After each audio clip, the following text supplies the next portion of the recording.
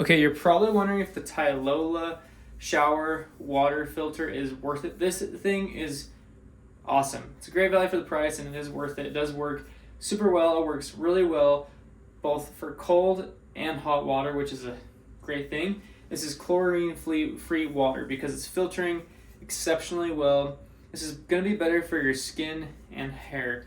So if you're having lots of dry scalp or dry skin, that's because your water from your shower is probably pretty bad. So this is going to help you out a lot with that.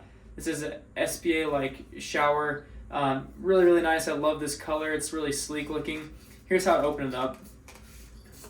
So you open it up just like that. Here is the filter inside. This right here.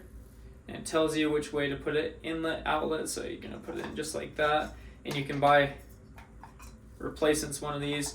What I do is I actually get one once every 3 months, and I replace that just to make sure I'm always filtering everything up to date and it's doing the best.